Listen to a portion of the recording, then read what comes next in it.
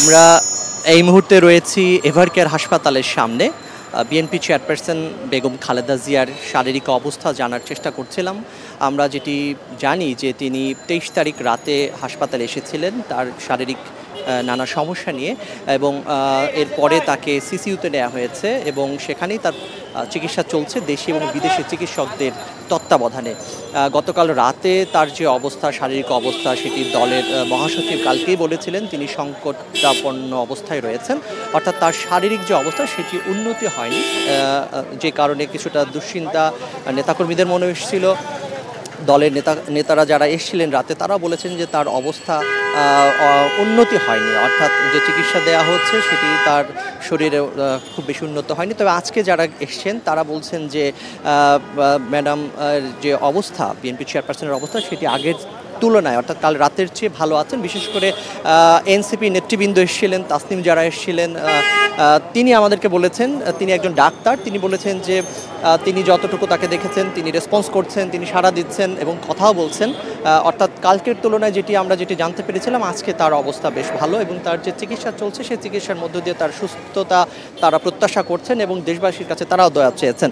আমরা এই মুহূর্তে দেখতে পাচ্ছি বিএনপির যুগ্ম মহাসচিব খায়রুল কবির খোকন তিনি এখানে আছেন। তিনি কিছুক্ষণ আগেই বিএনপি চেয়ারপারসন খালেদা জিয়া তাকে দেখে এসেছেন। আমরা একটু তার কাছ থেকে জানতে চাইব। জনাব খোকন, আপনার কাছে একটু জানতে চাইবো যে ম্যাডাম জিয়াকে আপনারা কেমন দেখলেন? কালকে রাতে আমরা যেটিকে জানতে পেরেছিলাম, মহাসচিব বলেছিলেন গতকালকে যে তিনি সংকটাপন্ন, আজকে আপনারা কেমন দেখছেন? আজকে তেমন উনি এখনও মানে শঙ্কামুক্ত নন আর কি, আউট অফ ডেঞ্জার বলা যাচ্ছে না, এখনও মানে তার আগের অবস্থায় মানে স্টেবল অবস্থায় আছে, এখনও কিন্তু ইমপ্রুভ করে নাই আর কি। তাই এখন আমাদের ডাক্তার এই ব্যাপারে চেষ্টা করছেন, মেডিকেল বোর্ড হয়েছে, আমরা এখন দেখে আসলাম।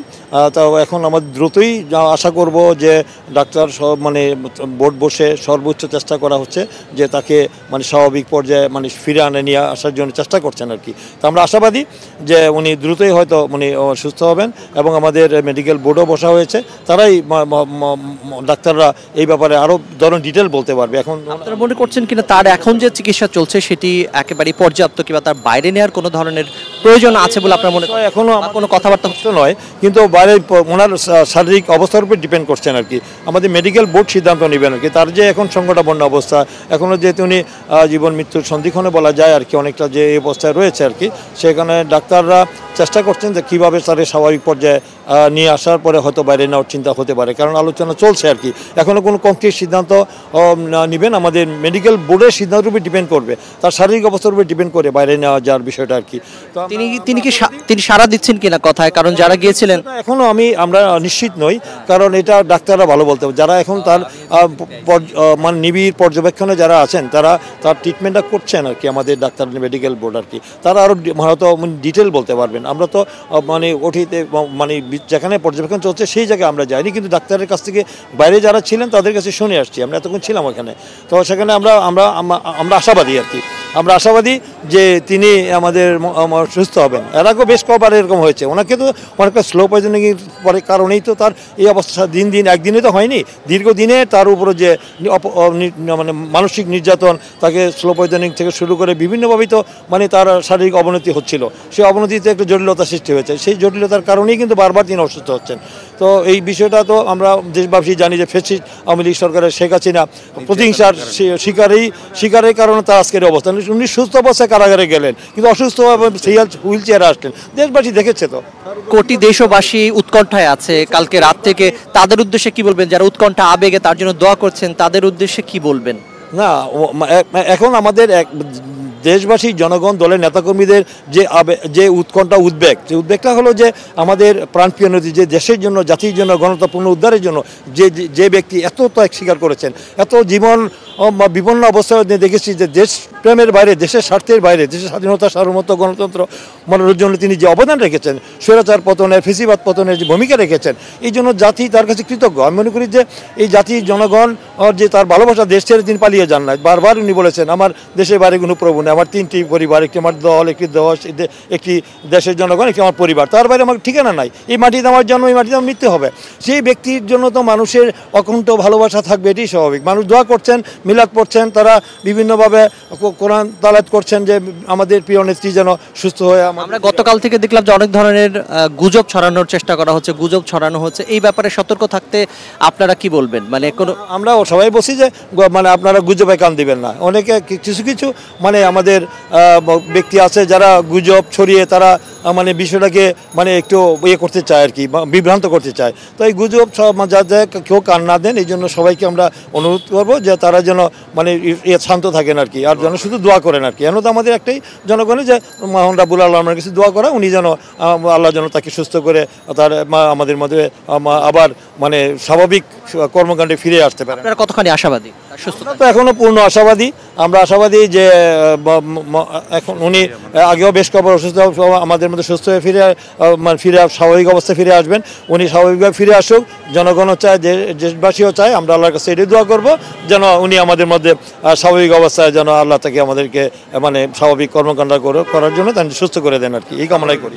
অনেক ধন্যবাদ, অনেক ধন্যবাদ। আমরা শুনছিলাম বিএনপির যুগ্ম মহাসচিব খায়রুল কবির খোকন, তিনি বেগম জিয়ার যে শারীরিক অবস্থা সেটি নিয়ে কথা বলছিলেন। আমরা এভার কেয়ারের সামনে একটু দেখানোর চেষ্টা করছি যে এখানে নেতাকর্মীরাও ভিড় করেছেন এই হাসপাতালের সামনে, গণমাধ্যম কর্মীরা রয়েছেন এবং সর্বস্তরের মানুষের আগ্রহের কেন্দ্রবিন্দু বিএনপি চেয়ারপারসন খালেদা জিয়া। তিনি কেমন আছেন এই প্রশ্নের উত্তরটাই গতকাল থেকে কিংবা কয়েকদিন থেকে মানুষের মানে একেবারেই প্রত্যাশিত, এবং সেই প্রশ্নের উত্তর খুঁজতেই অনেকে এই এভার কেয়ারের সামনে এসে ভিড় করছেন। তারা জানার চেষ্টা করছেন কিংবা জানতে চাচ্ছেন যে তিনি কেমন আছেন, সেই প্রশ্নের উত্তর খোঁজার চেষ্টা করছেন। তো আমরা এর আগে দেখেছিলাম এনসিপির 3জন নেতা এই এভার কেয়ারে এসেছিলেন। তাসনিম জারা এসেছিলেন, হাসনাত আবদুল্লাহ এসেছিলেন। আমরা যেটি গণমাধ্যমে তারা যেটি বলেছেন, তাসনিম যারা বলেছেন বিএনপি চেয়ারপারসনের যে শারীরিক অবস্থা সেটি, তিনি যেহেতু একজন ডাক্তার, তাসনিম যারা তিনি বলেছেন যে তার শারীরিক অবস্থা স্থিতিশীল অবস্থায় রয়েছে এবং তিনি সাড়া দিচ্ছেন, অর্থাৎ তার জ্ঞান রয়েছে।